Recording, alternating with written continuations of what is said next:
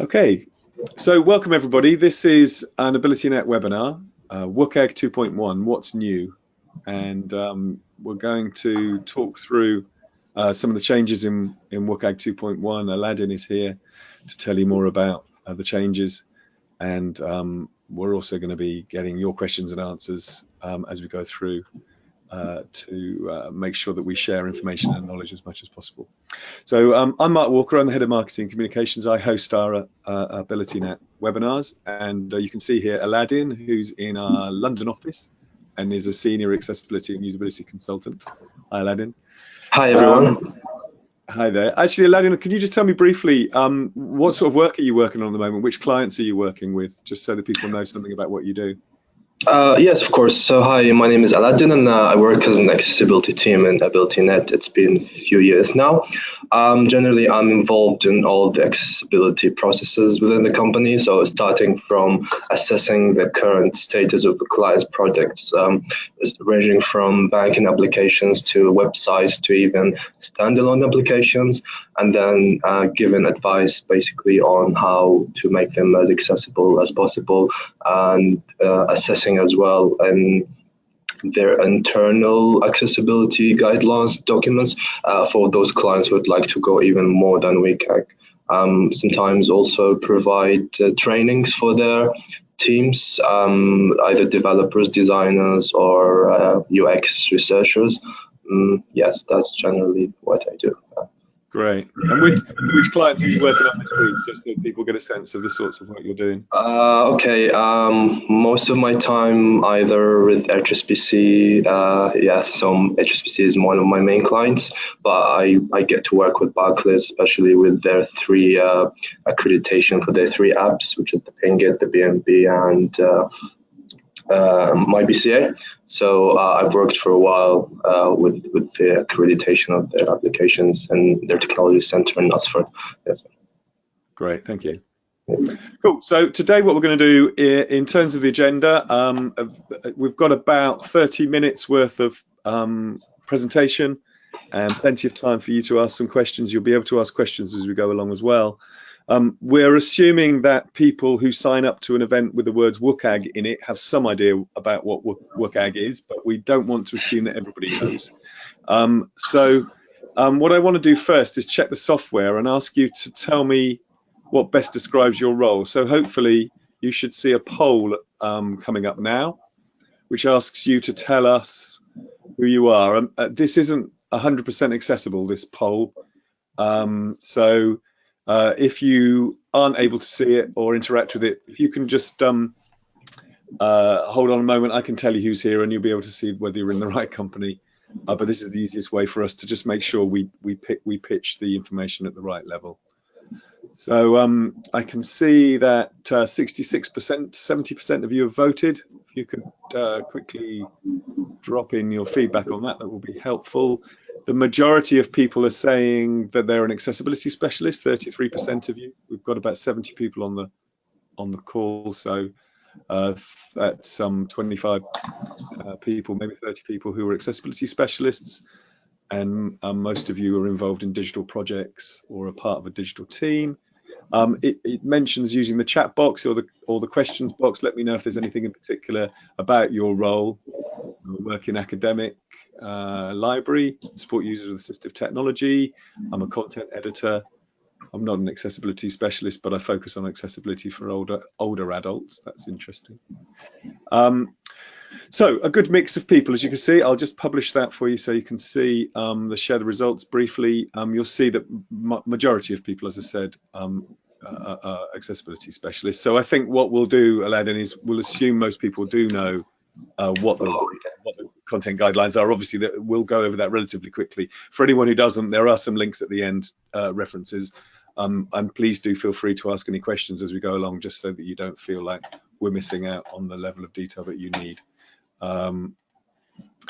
So we're going to look at the WCAG 2.1. There's just basically what Aladdin has done is prepared a list of the changes that have been made according to the numerical order that they run through in the guidelines. So as we go through there's lots of detail. But as I say, there's also a chance to ask questions as we go along, or to wait until the end and then ask any questions about any more general principles about WCAG 2.1.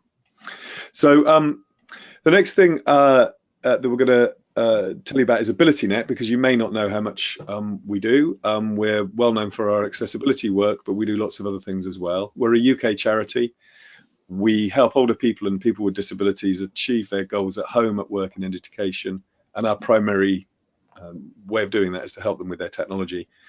We do lots of accessibility testing and consultancy. Aladdin mentioned Lloyd's, HSBC, Barclays. We work with other banks and other finance sectors, but we also work with retailers, academic organizations, charities, and we have a team of consultants who are providing services on an ongoing basis, and we also provide training and other support. And we run TechShare Pro, which is a big conference that runs in November, which is the largest accessibility event, I think, in Europe this last year, when we did it in 2017. So that's a real big area for us. And the other area is we help people on a one-to-one basis with their technology.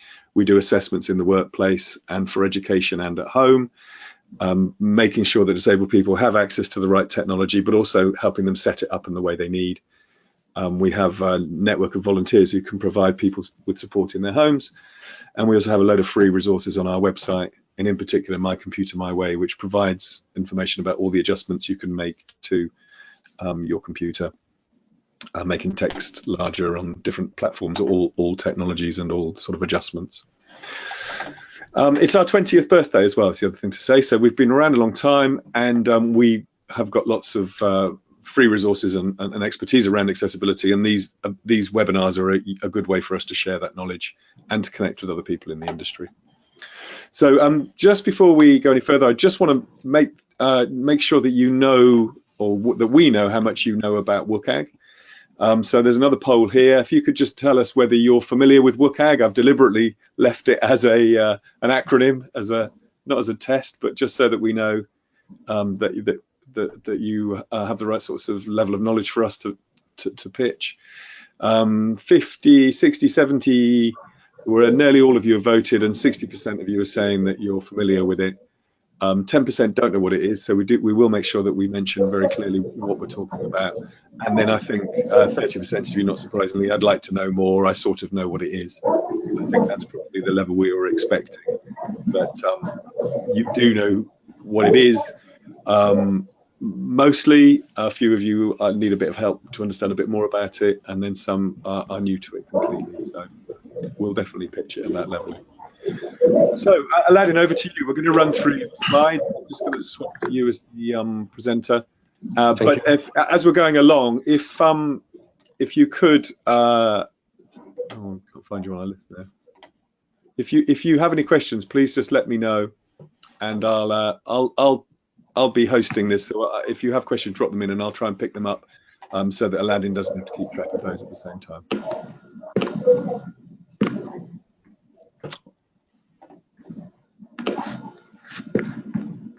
I hope you can see my screen now. Yep, I can see that. That's cool. Okay, great.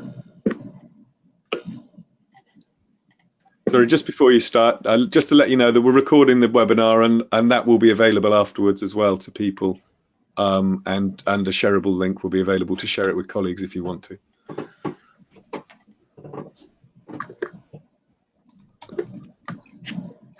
Okay, hi everyone. Thank you very much for joining today for this webinar.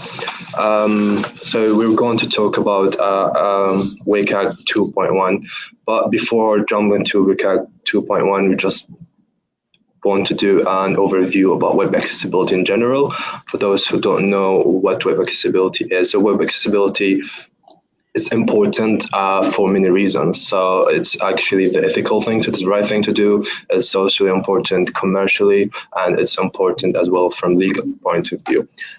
So if you So web accessibility, it means making the web accessible to all disabled groups of users. So we have four main groups: so the vision impairments, hearing impairments, motor impairments, and cognitive impairments. So you can, as you can see here, the definition from the World Web Consortium, the meaning of web accessibility, that people with disability can use the web. So also it means that people not can use it, they can receive, they can understand, they can navigate, and also they can interact with the web. So that means they have access to a web page or an application as much as a user without any disability has. And to encourage this, they have come up with guidelines. So these guidelines, web content accessibility guidelines, so they are usually abbreviated as WCAG. And the first version of WCAG came released in 1991, I believe it was in May, and it had 14 guidelines and 64 checkpoints. Then in 2008, I believe it was December 2008, it was updated. So we have WCAG2, which is the version currently still used across the world for compliance. And it has four principles. These principles are a website or an application should be perceivable, operable, understandable, and robust, and 12 guidelines and 61 success criteria. So things like perceivable, for example, videos should have captions, or non-text content like images should have alternative text. Operable, things like everything should be keyboard accessible for keyboard-only users and also for screen users who use a keyboard. Understandable, so you have to present users of error suggestions and error identification mechanism as well. Robust, it means the code is implemented correctly so that screen readers can interact with it. Then after about, I think in 2013, the 2.1 work started, but it wasn't set in stone until 2017, I believe, where they thought that the web changed, and now we have mobile technology, and the mobile technology was not so advanced in 2008. So a new set of criteria has been set since 2017 with 2.1, and it's currently still being worked on. So initially there were about 60 proposed criteria, and then they reduced to 28, and currently we have about 17 criteria. The latest recommendation draft was released end of January this year, so the final draft is due, I think, in June this year, 2018. So hopefully by then you will have the final version of the 2.1. Aladdin, can I just ask a question, because I've realised it wasn't on that slide? Could you just very briefly tell us about AA and AAA? Because those are things that come up as well around this, aren't they? Yes, of course. They sort of sit alongside those guidelines. Yes, of course. So in addition to the four guidelines, the level of criteria has been divided into single A, double A, triple A. Usually most of the companies and most of the organization comply with double A. It is usually the legal requirement. The triple A is actually very good to go to, but sometimes it's not possible to comply with. So as we go through, you will see what level the success criteria is at. So we'll go through this in a minute.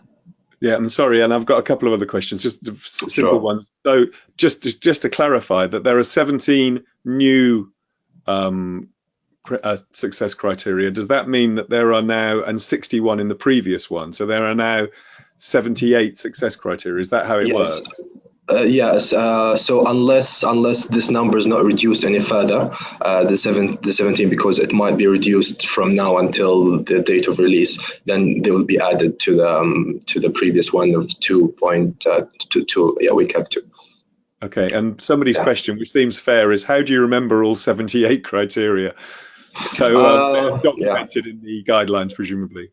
Yeah, that's why we kind of sometimes most clients do not want all this technical because the way that WCAG is written is very technical. You need to navigate across many pages just to get the gist of what's required. So there's a lot of vagueness and a lot of the success criteria, and that's where there's also a lot of areas of debate where people interpret the success criteria in different ways. So that's why sometimes it's a good idea to discuss it in forums and take opinions what's meant.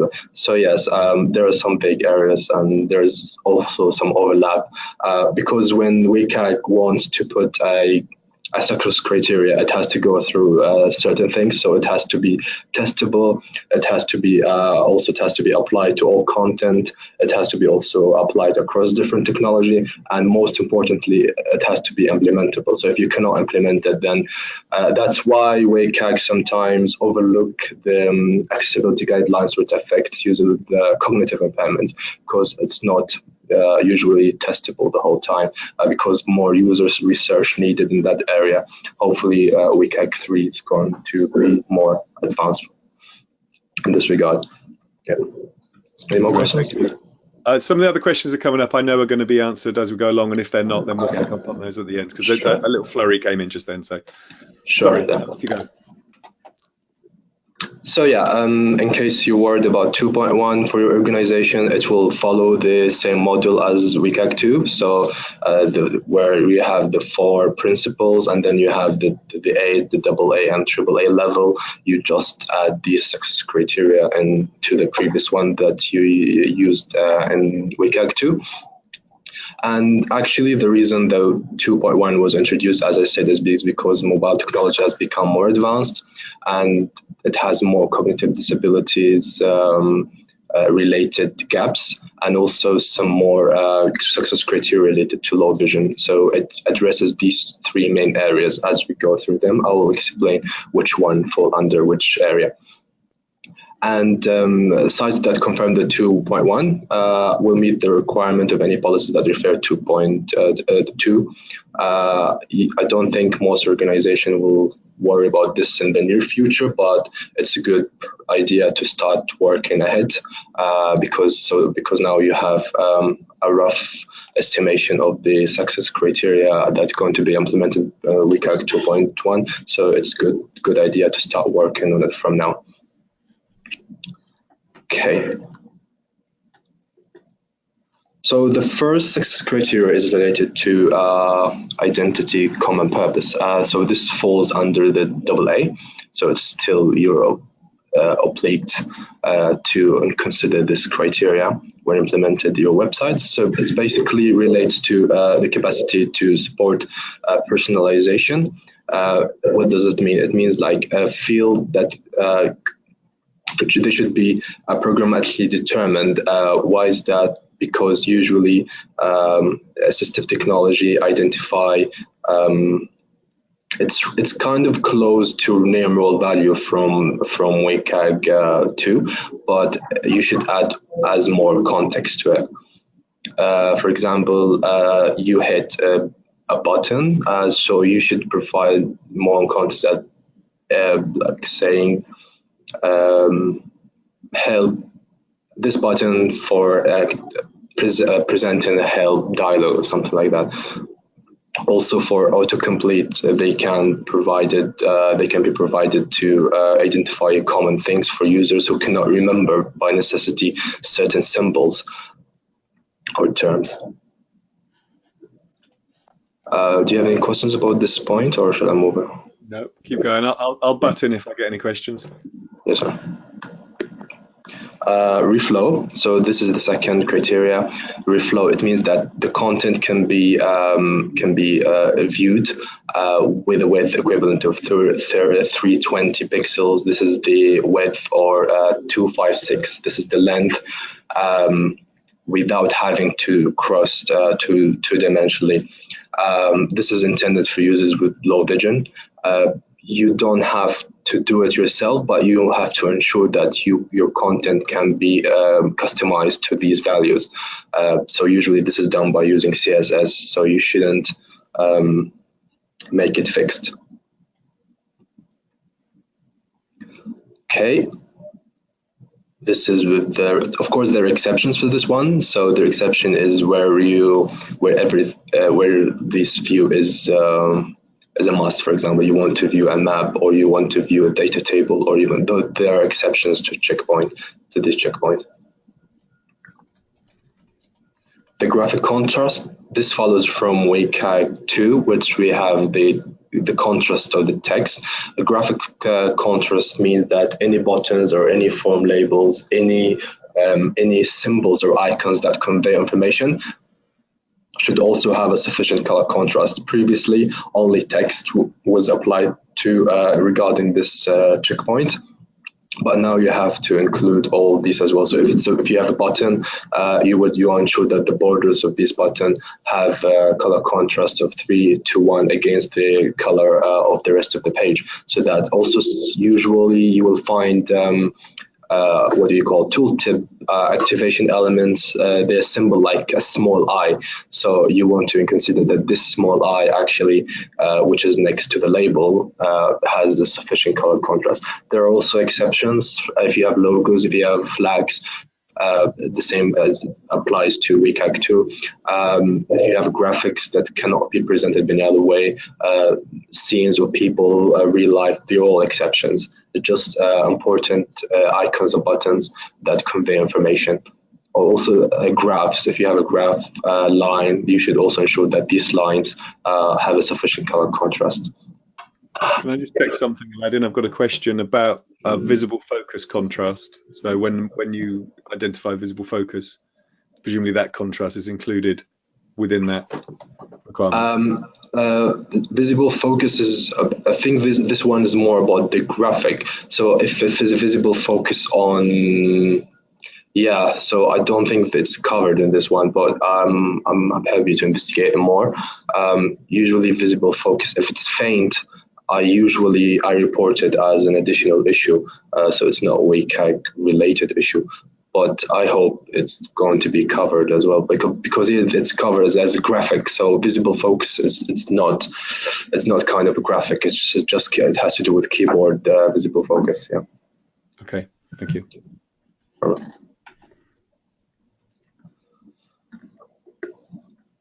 So text spacing, again, as an author, you don't have to worry about this. All you need to do is just to ensure that your content, when it's customized to these points, it doesn't get overlap, it does not get cut off, or sometimes you have a fixed text where you cannot increase or decrease the size. So this is intended for users with low vision and also dyslexia. So you want to ensure that your functionality or your content is not lost under these conditions, that the line spacing at least is 1.5 times the font size. And the spacing between the paragraph needs to be at least 2 times the font size, and the letter spacing 0.12 times the font size, and the word spacing is 0.16 times. So as long as you allow your content to be customized to these points, then you will meet this success criteria. Just to point out that the last slide, I'm just getting a few questions coming in. I'll leave those questions now till the end, because we're going to keep going on to other ones. But the questions about contrast and colours and stuff will come back. There's a couple in there that people have asked, so I'll come back to those. Sure, yeah. Sure. Content and hover focus. This falls under AA. So this mainly refers to a small pop-up that appears when you hover over a button. As you can see the example here, the refresh button. It just ensures that when this pop-up appears, it doesn't cover the trigger. Also, it ensures that you can dismiss it easily, and ensure that you have enough time to read the content of this pop-up. So because some users with cognitive disabilities or other users need more time to read or navigate the content as well. So meeting the success criteria is usually using pseudo classes of focus. If you have a tooltip, it's good to implement it as a role of tooltip, and then this criteria can be taken care of if you implement it the right way.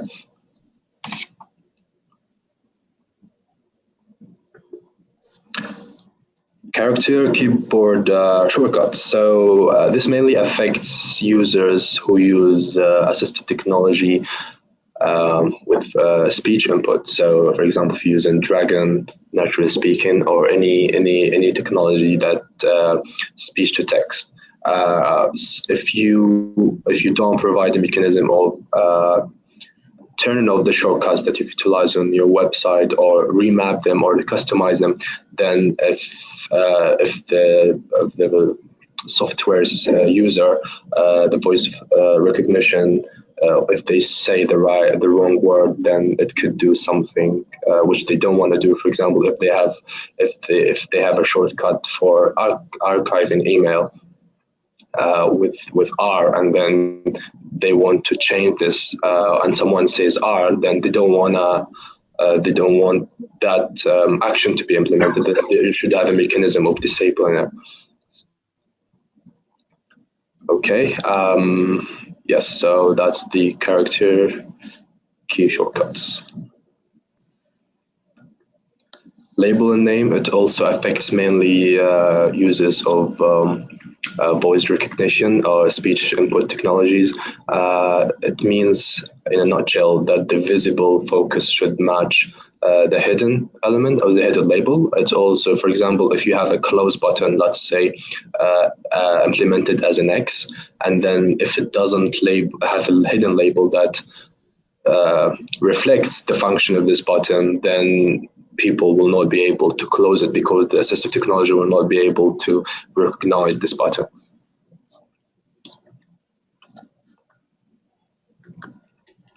Pointer gestures. This is common in mobile devices. When you have complex gestures, I want to think of an example. Sometimes you see banking apps where you have your accounts, and then you swipe right. As you swipe right, you get the menu, but this gesture usually is not translated. So you should have a way of making these gestures being able to implement it with a single tap. I think another example is you have dragging. Also dragging, so you want to drag something from a place to place as well. If you want to zoom hinge, with 2 fingers. So usually screen reader users cannot do that, and other users as well cannot do that. So what you would do is just include a plus and a minus to increase or decrease the size,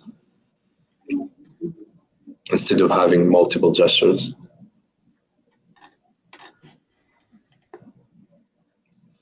Pointer cancellation. This has to do with the down event and the up event. So when a user presses down, that's called the down event, and that should not trigger the function. So when you do the down event, it shouldn't trigger the function until they do the up event. But if the function is triggered in the down event, in this case, there should be a mechanism to cancel or undo this. So if the down event is triggering a process or a function, then users should be presented with a way of canceling it. Of course, there are exceptions. If there is, for example, excuse me, if you have a piano application, then it's important to have it as well. You okay? Yeah, sorry, I'm not feeling well because it's been a few days now, so I'm fine. Okay. Right.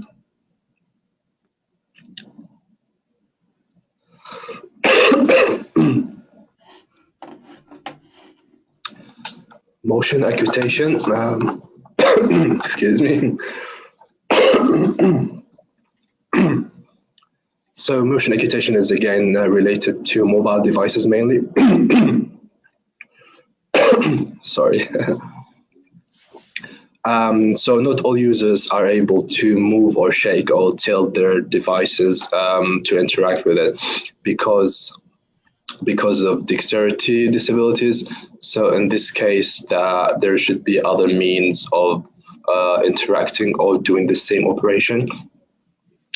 with a different way or method. What I can think of example, sometimes when you carry your iOS device, if you shake, you can get if you shake an app, you can get all the version of the app and all the information about the app. This is what it means by it. If you have functionality like that, you should provide another way of doing the same thing.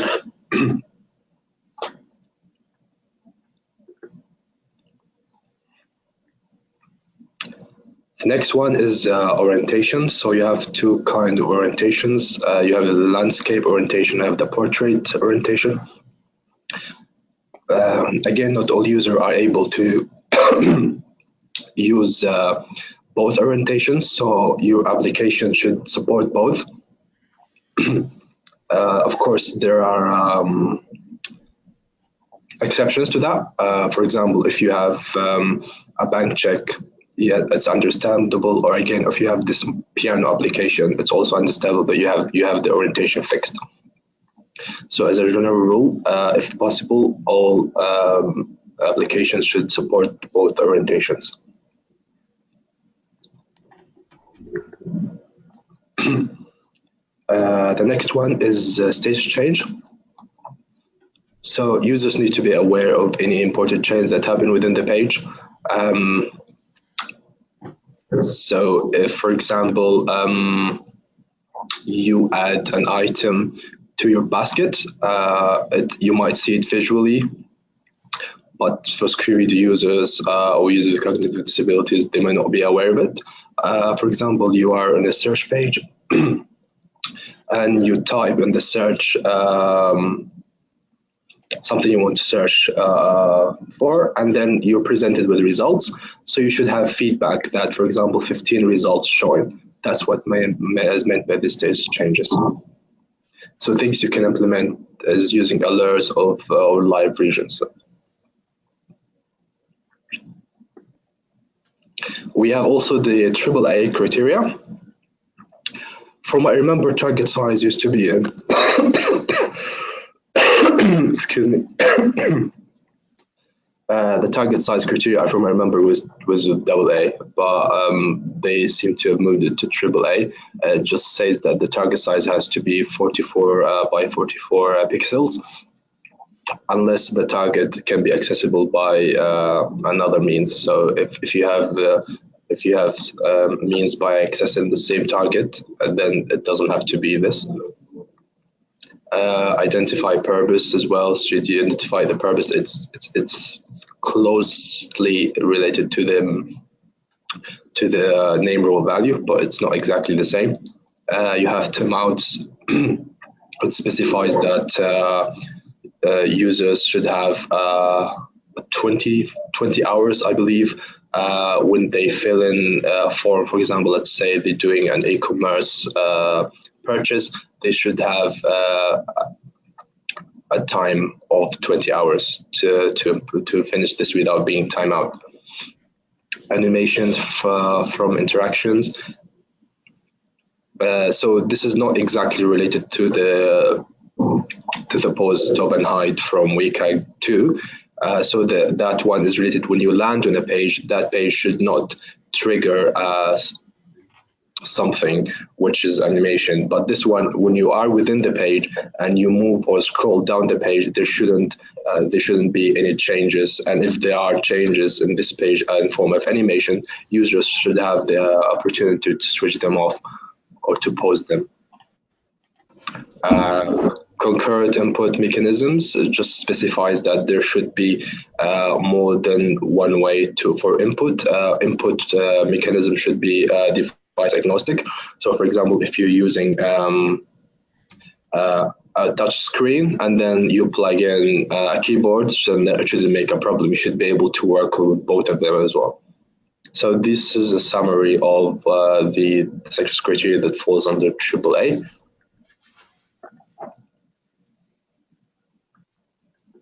So there are additional resources. So the latest candidate recommendation were released in January this year. And then you have discussions on feedback on GitHub if you want to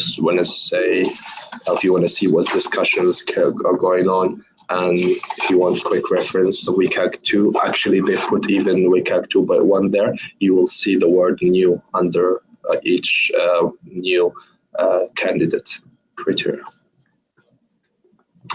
Questions? I guess there are questions. So yeah, thank you. Do you want to get a glass of water, Aladdin? yes, please. Thank you very much. Do that briefly, and then we'll come back. So there's been quite a few questions that have been dropped in as we've been going along. So I'm just going to go back across those and go through them one at a time. I'm also just going to grab back the controls so that I can jump to the right slide if we need to, just to clarify anything, whilst Aladdin sorts himself out with the there we go.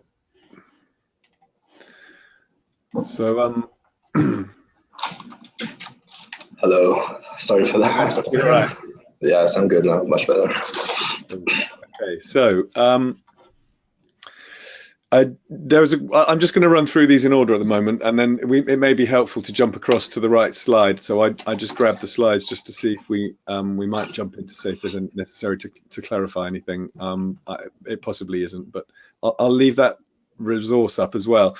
The first thing I would say is that there's a mix of questions in here. Some people are obviously new to WCAG, and I'm just trying to sort of clarify some of the differences between there's a couple of questions in here, for example, between AA and AAA and what that might mean, and is AA a legal requirement?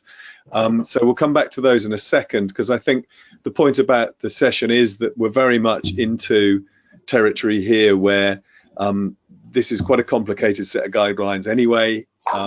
As Aladdin said, one of the primary things that you can see running through is the switch to or the much wider adoption of mobile, and therefore some of the need to clarify some of the guidelines that existed and to add to those because of the widespread use of mobile. So that's why there is this shift from 2 to 2.1. It's not a dramatic change, it's simply adding detail and adding context to some of the questions that are going to crop up as you're testing sites. So hopefully that gives us a sort of for those of you who are new to WCAG, it gives you an insight into it, but it certainly isn't intended to be a sort of an introduction to WCAG in any detail, and maybe we need to do that separately on another webinar. But equally, the resources that we have up here, you'll quickly see that there's lots of detail in there. You run through a whole series of checks and guidelines that are set up. They get referred to in the reports that we do when we test sites for accessibility. We refer back to the guidelines by using a particular number. So there's a very structured, detailed set of guidelines. And hence, when Aladdin was going through, he's looking at the specific changes that have been made.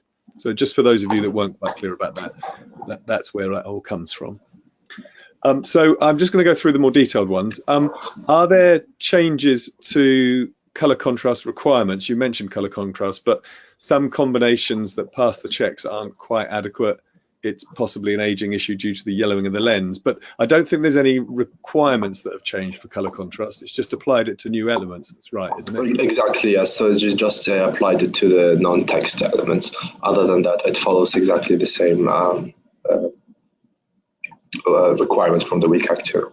Yeah, and you mentioned 3 to 1, I think, at some point, the contrast ratio. Yes, for buttons and things like that, but for text it remains the same unless it's bold, so it's 4.5 to 1.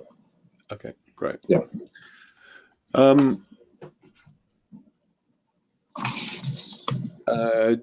Do you need, does this clarify the requirements for disabled elements like form buttons that aren't active until a required field is filled in? So I guess that's to do with interactive forms. From WCAG2, it wasn't required for any disabled element. It's fine if it doesn't pass the color contrast. I suppose it's still going to be the same for WCAG 2.1, but it's something good to have. If you want to go the extra mile and then make the disabled button color contrast compliant, then go ahead with it. But it's not required. And there's an interesting question here. How do you propose to test the text spacing? I don't know whether you already have that built into the automated test or whether you're going to have to do that manually. This has to do mainly with users who use assistive technology to increase the text size. So I suggest that you increase the text, for say 200%, 400%, and see if there's any overlap, any things like that. So it has to do with users who usually have low vision. That's why they want specific customization for their desktop applications. That's the main reason for it. So. Okay, thank you. The character key shortcuts, doesn't that only apply to 2 or more characters? You suggested it's one character. Said the letter R. Actually, somebody suggested they think it's only for 2. It also applies to numeric values. It applies to symbols as well. So it's a kind of a variety as well. Yeah. Okay. So you should just provide. You don't have to worry about it as long as users have the opportunity to change it, to change these shortcuts. Great. Thank you.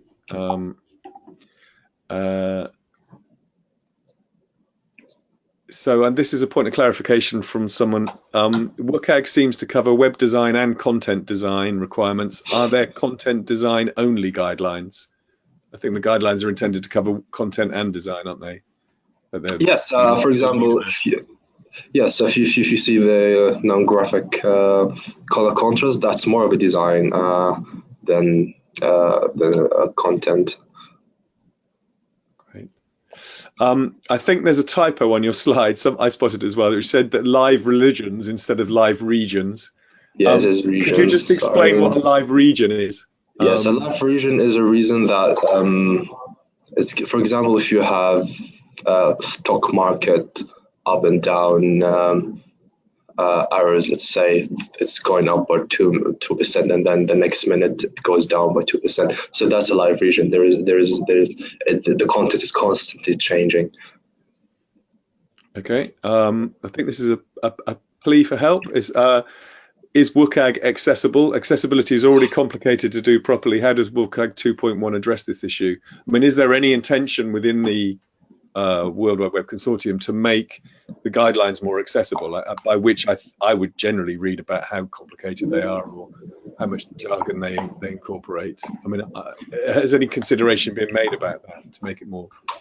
Yeah, I'm not really aware of that. I think they kind of put the broader, it's like they're like kind of lawmakers, and then you have to interpret these things depend on your organization and make it.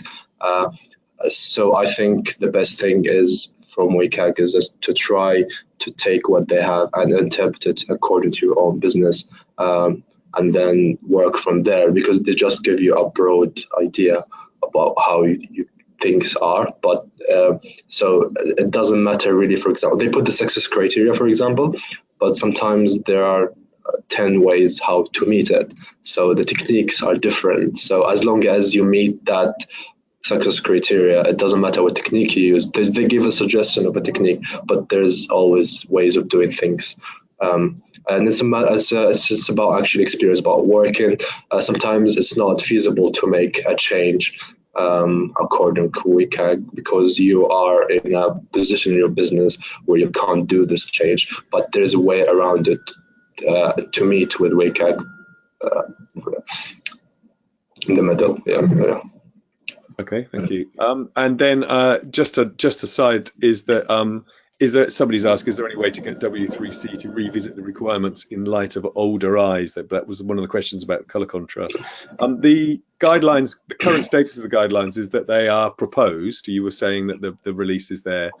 How would the average person be able to interact with the W3C? Is it possible to make comments back into the process now before they're released in June?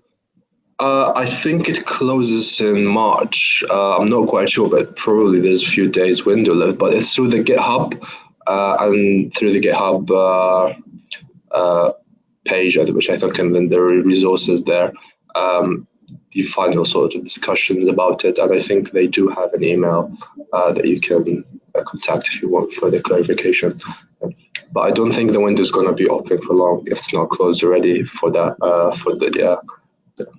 Well, and I think it's worth pointing out that the 10 years between 2 and 2.1 have mainly been spent with a lot of discussion on a lot of forums about a lot of technical details amongst a huge network of people. For those who aren't aware of where that comes from, that is a huge network, international network of specialists and techies and accessibility and UX type people, but also the coders, a huge network of people who provide their time as volunteers to get the guidelines up to scratch. So it's a non-trivial thing to try and influence that in any way. So maybe more realistic to look to 2.2 rather than 2.1.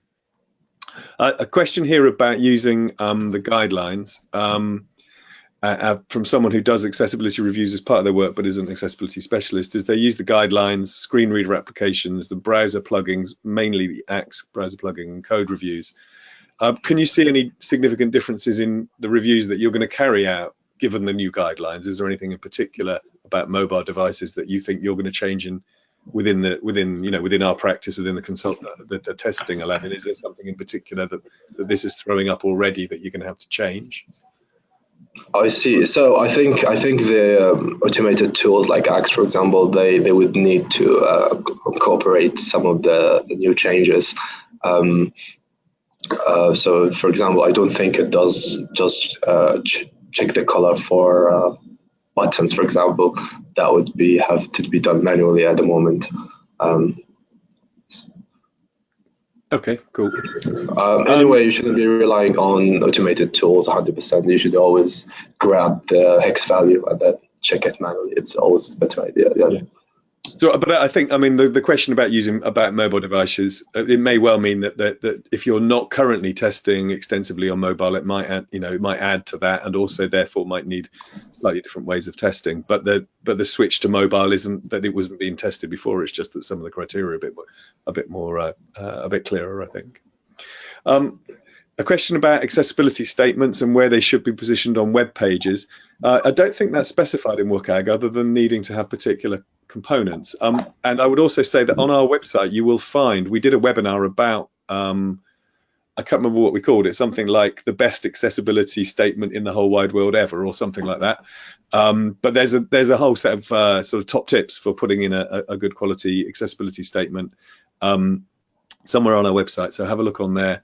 There are some relatively simple best practice guidelines that you'll pick up just by looking online, but they're not defined in WCAG in any detail. A couple more. Is it a requirement to provide keyboard shortcuts? In other words, is it okay to not have keyboard shortcuts on your website? Yes, definitely. Unless you have a very complex custom-made component where it acts 3 or 4 functions at the same time, and then you want to provide, and then if you use the standard components, then you don't have to. But sometimes I've noticed some clients, they utilize these keyboard shortcuts for navigating grid tables and things like that, but you don't have to. Okay, cool. Yeah.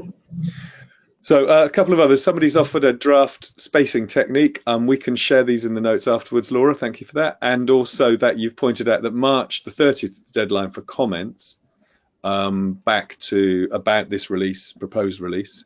And somebody has said if it helps, W3C are very responsive on GitHub and they welcome interactions there. So that is intended as the place that you will provide feedback, and if there's anything that you've seen today that you still have questions about, or particularly you think the guidelines may have missed something important, then that GitHub is the place where they're gathering that. I'm just going to take a couple more and then we're going to stop. Has W3C considered mobility issues such as essential tremor, the physical tremors?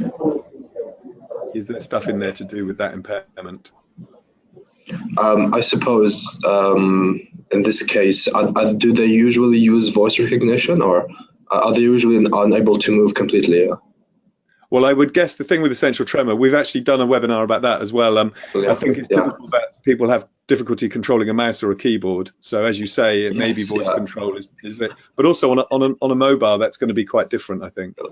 So yes, some of the gestures success criteria, it has to do with that as well. For example, like target size, it deals with that, because if the target is too small, or if you just can't coordinate the movement of the muscles, usually that's where it helps. So it does try to include this as well. Right. Oh, could I? And I've got a couple of one thing you mentioned that I wasn't quite sure about that fits into that was the target size thing moving from AA to AAA. I think you said.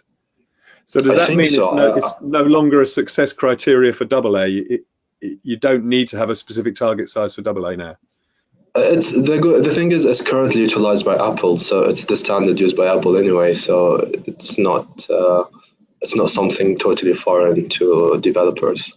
Right. So that, but it doesn't. But it's shifted from AA to AAA means it's no longer required within AA for the target size. Yes, I remember. I think I saw it under AA, but for some reason it's maybe the enhanced one. There is removed. Yeah. Okay. Great. And definitely the final one. You mentioned accreditation on the Barclays app. I'm assuming you meant our accreditation, AbilityNet accreditation, when you mentioned Yes, the app to be deployed. our accreditation. And that's AA, isn't it? That's essentially we've accredited as AA compliance as and the reason I mentioned that now is that a couple of times it's popped up. The AA is largely considered to be the legal standard. So in a number of pieces of legislation around the world, in particular in the UK, the Equality Act, AA is considered to be the technical standard, which shows that you are legally compliant. In the case of Barclays, they also incorporate user testing. So they also fix the issues that are reported under user testing, because some things can be not detected by WCAG. So that's why user testing is important. So. Great. But also to clarify that AA and AA compliance is that's the standard that most people would expect for what you consider to be legal or compliance. Exactly. And hence the testing and the accreditation that we do uses that as the benchmark for that. Great. Well, thank you for joining us, everybody. Thank you so much, Aladdin, for working your way through that. Your frog in your throat. I'm just going to put up a final poll for our people who are here, and then